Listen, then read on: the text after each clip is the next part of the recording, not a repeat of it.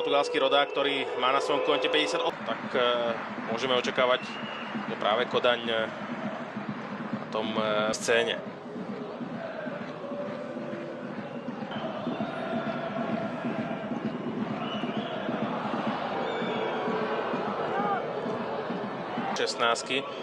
Kodaň stráca loptu pre svojich spoluhráčov.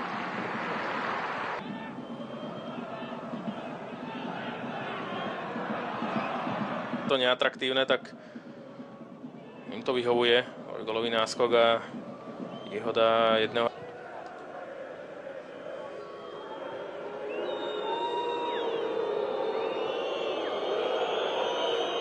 A pochopiteľne domácim fanúšikom sa nepáči, že sa ich miláčikové nedostávajú k lopte.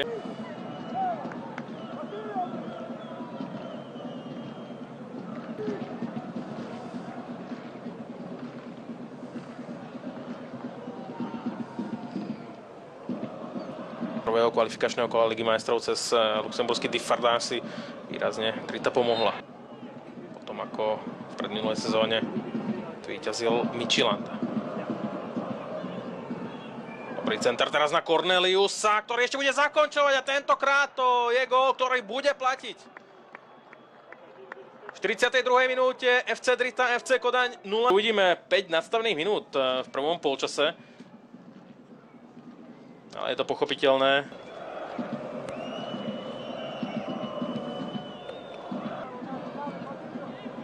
A po ňom je pomenovaný tento stánok. Ale so všetkým rešpektom či úcty Ramadaniho, ale zatiaľ severomacedónsky kouč domácich čaká. Dal vždy s iným tímom. Prvýkrát v sezóne 2016-2017 s tímom Trepsa. Teraz je tu ale aktivita hostí.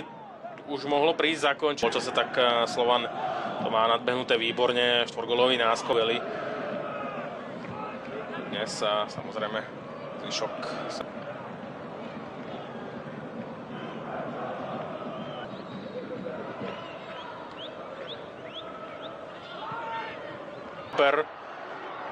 A to FF Malmö.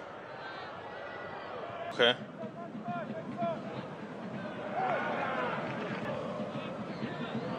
Zo strany hráčov Kodane, hoci teraz našli smerom dopredu zaujímavú prihrávku a následne presile obrancov.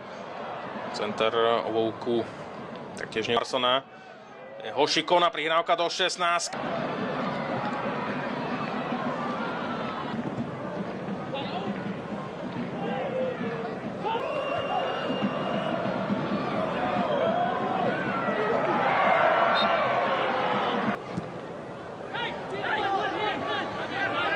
Dobrá kombinácia Chatzirekosa s Hueskasom.